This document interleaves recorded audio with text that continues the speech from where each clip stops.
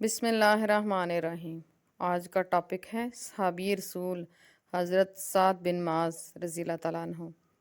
قبیلہ بنو اشل کے سردار تھے، معزز صحابی رسول صلی اللہ علیہ وسلم تھے۔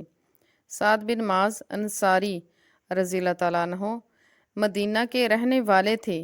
حضرت صلی اللہ علیہ وسلم نے مدینہ منورہ تشریف لے جانے سے پہلے حضرت مصعب بن عمر رضی اللہ تعالیٰ عنہ کو مدینہ منورہ بھیج دیا تھا تاکہ وہ مسلمانوں کو تعلیم اسلام کی دعوت دیں، غیر مسلموں میں اسلام کی تبلیغ کرتے رہے۔ چنانچہ حضرت مصعب بن عمر رضی اللہ تعالیٰ عنہ کی تبلیغ سے حضرت سعد بن معاذ رضی اللہ تعالیٰ عنہ دامن اسلام میں آئے اور خود اسلام قبول کرتے ہی یہ اعلان فرمایا کہ میرے قبیلہ بنو اشل کے جو مرد یا عورت اسلام سے منہ موڑے گا وہ میرے لیے حرام ہے، میں اس سے کلام نہیں کروں گا۔ آپ کے اس اعلان کو سنتے ہی قبیلہ بنو اشل کا ایک ایک بچہ دولت اسلام سے مالا مال ہو گیا۔ اس طرح آپ کا مسلمان ہو جانا مدینہ منورہ میں اشاعت اسلام کے لیے بہت ہی بابرکت ثابت ہوا۔ آپ رضی اللہ تعالیٰ عنہ بہت بہادر اور انتہائی نشانہ باز تیر انداز بھی تھے۔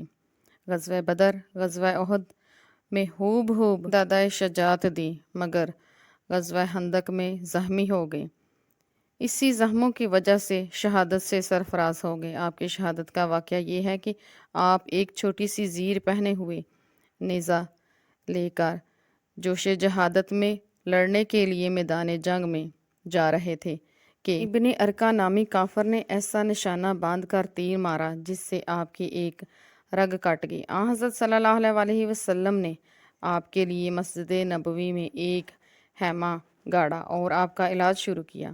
خود اپنے دستے اقدس سے آپ کے زخموں کو ملہم پٹی لگاتے تھے، لیکن آپ نے شوق شہادت میں خداوند تعالیٰ سے دعا کی، یا اللہ تو جانتا ہے کہ کسی قوم سے مجھے اتنی جنگ کرنے کی تمنا نہیں ہے جتنی کفار قریش سے لڑنے کی تمنا ہے، جنہوں نے تیرے رسول صلی اللہ علیہ وسلم کو جھٹلایا اور ان کو ان کے وطن سے نکالا۔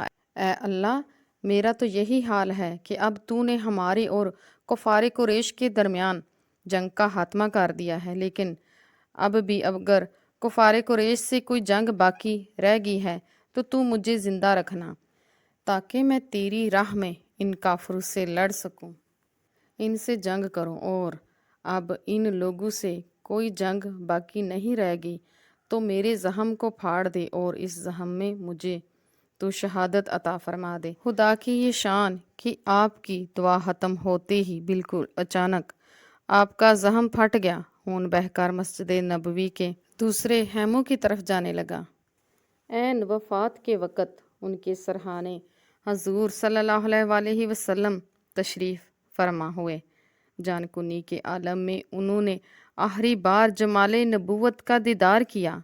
الصلاۃ والسلام علیکہ یا رسول اللہ۔ پھر آواز بلند سے کہا، یا رسول اللہ، اللہ عز و جل، میں گواہی دیتا ہوں کہ آپ اللہ کے آخری رسول ہیں۔ آپ نے رسالت کا حق ادا کر دیا۔ وفات کے وقت آپ کی عمر 37 برس تھی۔ آپ کو جنت البقیع میں دفنایا گیا۔ حضور صلی اللہ علیہ وسلم ان کو دفنا کر واپس آ رہے تھے تو شدید غم سے آپ کے آنسو آپ کے رخسار مبارک پر گر رہے تھے۔